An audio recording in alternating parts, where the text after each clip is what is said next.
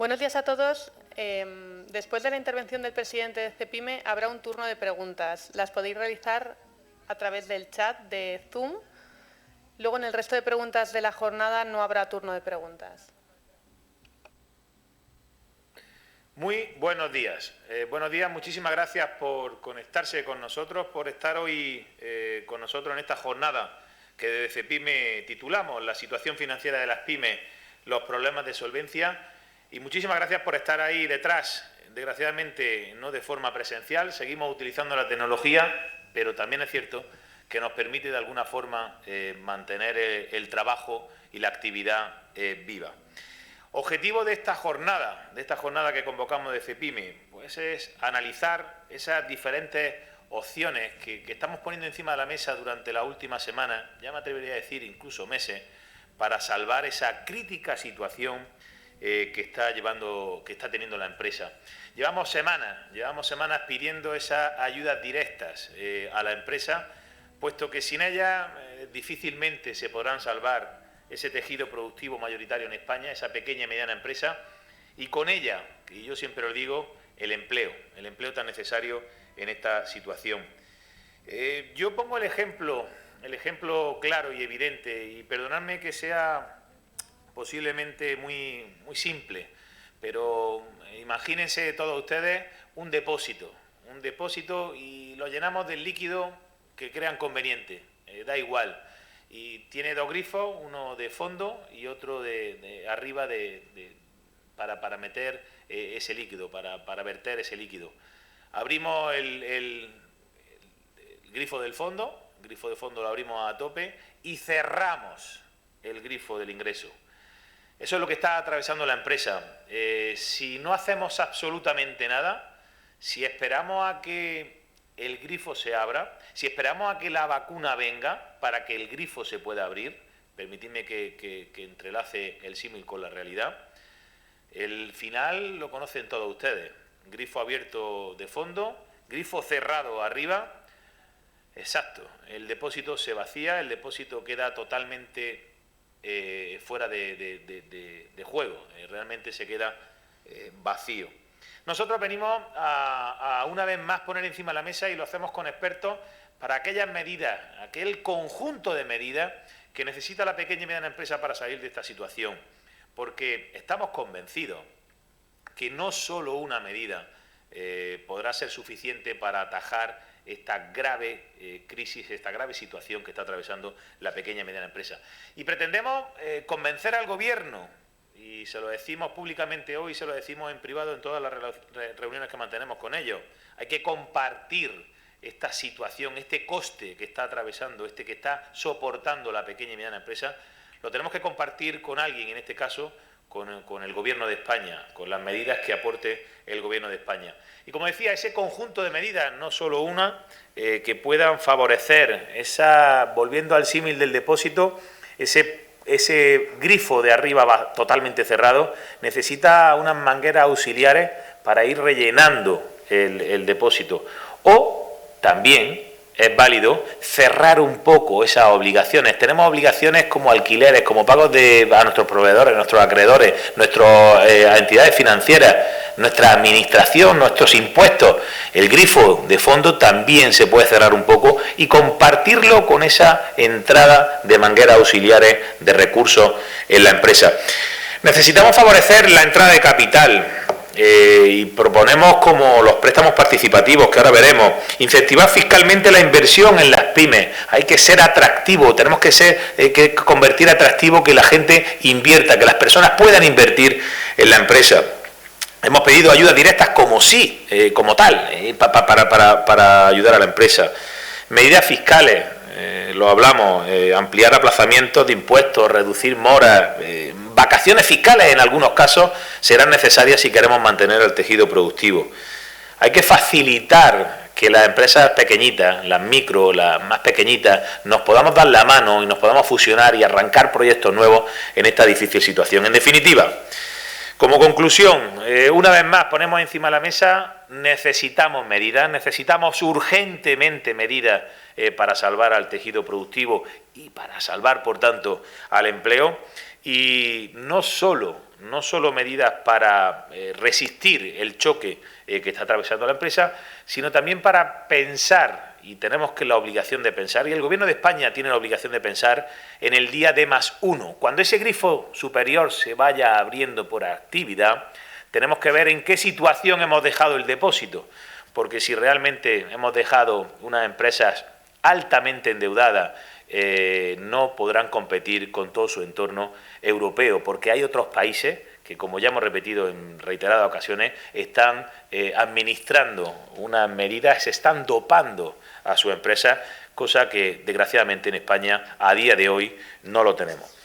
Os paso a contaros cuál es el programa. Después de esta breve intervención mía, contaremos con el director general del Instituto Valenciano de Finanzas, Manuel Illueca, que explicará ese modelo valenciano de préstamos participativos, cómo está funcionando en la Comunidad Valenciana y cómo podríamos exportar de alguna manera ese modelo. Después tendremos al presidente ejecutivo de Equipo Económico, Ricardo Martínez Rico, en su ponencia abordará cómo está la deuda comercial de las administraciones públicas. Otro papel fundamental, esa morosidad, esa deuda que tiene contraída las administraciones públicas con la empresa, sería, si se pusiera al corriente, una inyección de muchos miles de millones de euros en el tejido productivo de forma directa.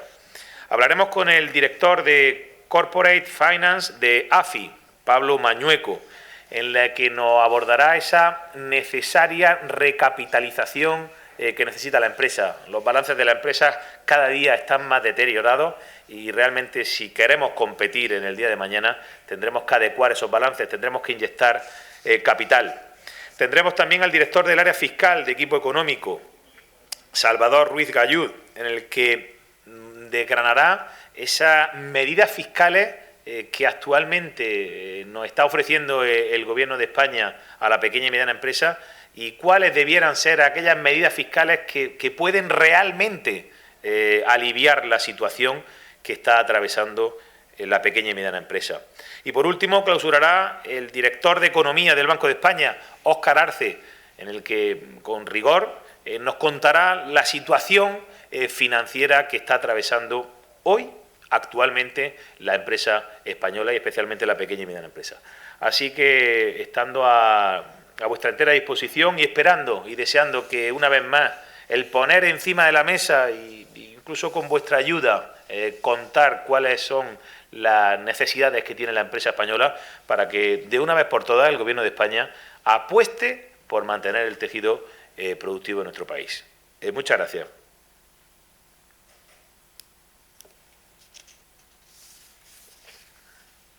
Vamos a dar paso al turno de preguntas. Si queréis formular alguna pregunta, la podéis hacer por el chat de Zoom. También me la podéis enviar a mí, si preferís. Planteo primero, presidente, la primera pregunta que nos ha llegado sobre los fondos de recuperación. Nos dicen si hay algún avance sobre estos fondos y cómo la inversión finalmente puede o no llegar a las pymes. Nosotros en todas las reuniones que hemos mantenido con el Gobierno hemos puesto una máxima. Si realmente el Gobierno de España quiere alinearse con los intereses de la Unión Europea para, por un lado, combatir la crisis y con esos fondos, y por otro, cambiar el modelo productivo, a mí siempre me había escuchado, prefiero la palabra mejorar el modelo productivo. Siempre hemos dicho que tiene que llegar a la pequeña y mediana empresa. Siempre hemos dicho que tiene que llegar a todos y cada uno de los recónditos lugares de nuestra querida España. Desgraciadamente, y así lo digo, las últimas reuniones que hemos tenido a nivel técnico sobre la mesa de recuperación, transformación y resiliencia han sido canceladas por parte del Gobierno, si bien es cierto que el día 24 estábamos citados de nuevo con la vicepresidenta del Gobierno, Nadia Calviño, en esa mesa para dice el orden del día, actualizar la situación que se encuentra los fondos de la Unión Europea para combatir crisis y cambio o mejora del modelo productivo. Estamos expectantes de las noticias y compartiremos con vosotros, por supuesto, cuáles son las perspectivas o las sensaciones de la pequeña y mediana empresa una vez conocido las actualizaciones de la misma. En cuanto a los problemas de solvencia, me preguntan por un mensaje si Cepime considera alguna de las medidas que ha presentado, si tiene alguna preferencia. ¿Qué medida elegiría Cepime o qué medida cree que es la conveniente para paliar los problemas de solvencia de las pymes? Bueno, realmente, permitidme que me haya apoyado en ese posiblemente trivial símil del depósito, pero creemos, y así lo manifestamos, que debe ser un conjunto de medidas. Hoy tan solo podría paliar, si el grifo de fondo no cierra, si el grifo de fondo no se ve un poquito con menos caudal, cortando obligaciones, por ejemplo, fiscales, o cortando de todo tipo de las necesidades, de los gastos que tenemos en las empresas, tan solo podría paliar algún grifo que estuviera al mismo nivel que el régimen nominal de tu actividad te permite. Por tanto, creemos mucho más en reducir el grifo de abajo, el grifo de fondo, en algunas medidas, e intentar inyectar capital, inyectar dinero a la empresa por otros medios. Como les digo, no vemos una medida única en la situación que tenemos, sino como un conjunto de medidas, y más que un conjunto de medidas solas, un conjunto de medidas en el tiempo, porque creo que somos conscientes, y desde Cepime somos conscientes, que los recursos no son ilimitados, los recursos del Estado español, del Gobierno español, no son ilimitados, y por tanto hay que seleccionar muy bien la situación de la empresa con las medidas que se le aporten a ella. Por eso, como decía, conjunto de medidas y en distintas fases en el tiempo.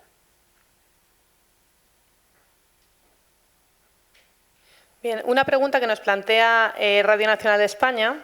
Íñigo Inchusta nos dice sobre la negociación de riders, ¿qué enmiendas ha presentado al último documento de trabajo? ¿Qué parte no nos gusta, digamos? Bueno, nosotros yo creo que con el tema de los riders lo hemos puesto claro, lo hemos aprobado en Comité Ejecutivo de Cepime, en Comité Ejecutivo y Junta Directiva de COE, cuál es el planteamiento en el que estaríamos dispuestos a negociar. El primero de ellos es que la nueva o futura normativa que pudiera aparecer relacionada con los riders tan solo se circunscriba a los riders. No tiene ningún sentido abrir la generalidad a cualquier autónomo que pueda participar y trabajar bajo una herramienta tecnológica, bajo cualquier tipo de plataforma digital. No tendrá ningún sentido. Entendemos que solo se tiene que circunscribir a la parte de los riders. Nosotros asumimos que el Tribunal Supremo ha tenido una sentencia, ha puesto unas condiciones para que si las cumple el individuo es personal laboral, y eso lo admitimos como una máxima, puesto que está la sentencia encima de la mesa, pero no estamos dispuestos a que no se pueda subcontratar, porque yo creo que eso sería el final de muchísimas actividades, de muchísimos autónomos, incluso de las pymes. Creemos fundamental que se pueda subcontratar en este tipo de plataformas, y por otro lado, yo creo que en cualquier caso, si hubiera una norma nueva, debiera, y así lo conveníamos en COE y en Cepime, debiera tener un transitorio para que aquella empresa que no está acogida a esa forma de trabajar pueda transitar a esa nueva normativa.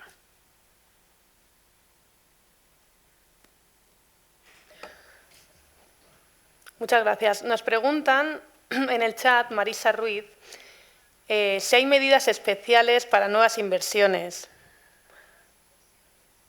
Los ICO de las nuevas inversiones se pararon, están atrancados, y realmente está bien que pensemos en esa inversión.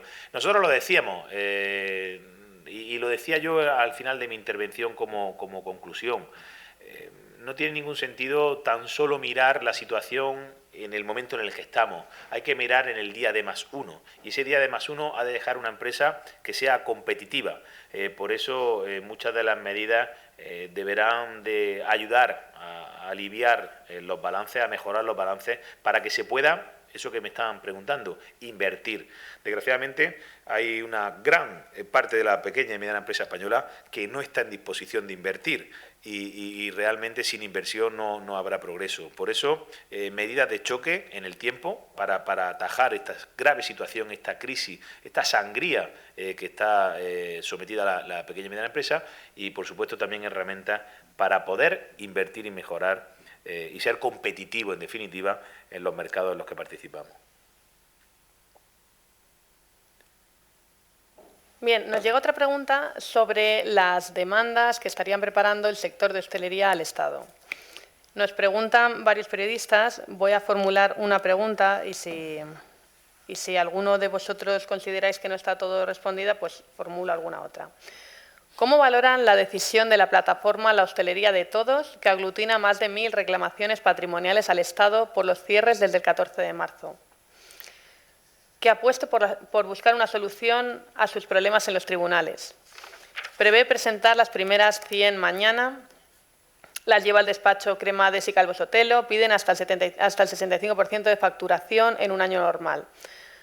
La cuantía suma por ahora unos 65 millones de euros, pero la cifra irá engordando conforme se presenten más reclamaciones.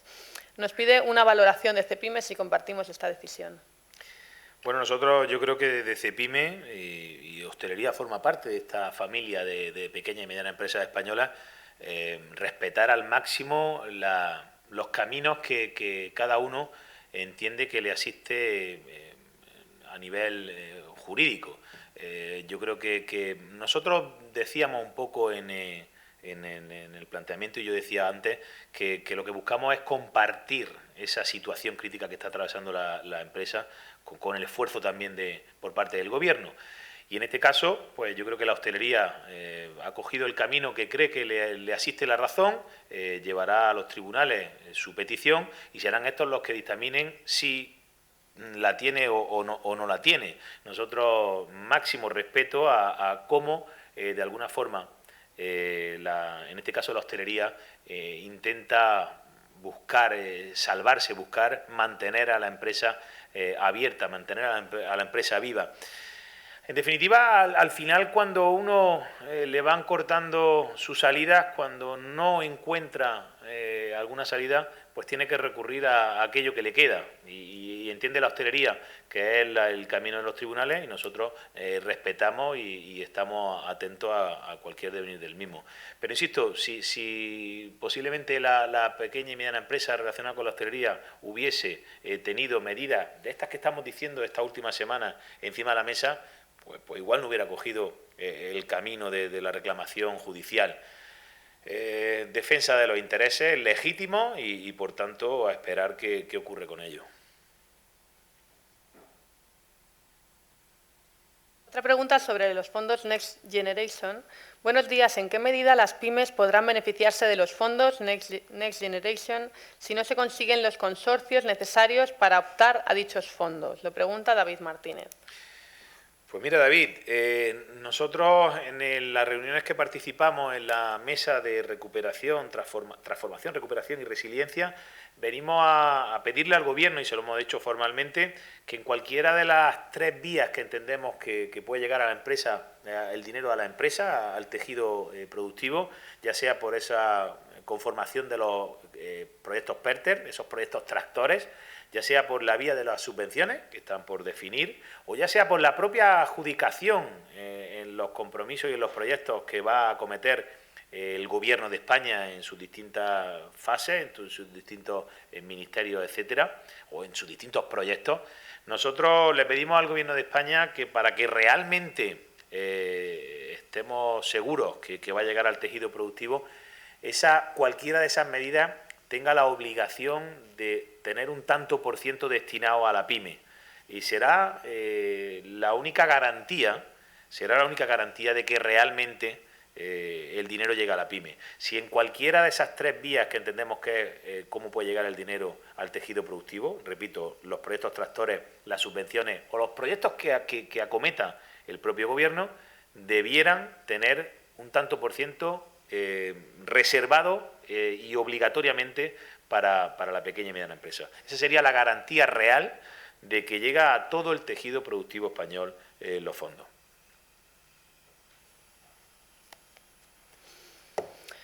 Otra pregunta sobre los problemas de solvencia. Nos plantean si la medida planteada o estudiada por el Gobierno sobre las condonaciones de los créditos ICO sería una buena opción para atajar problemas de solvencia.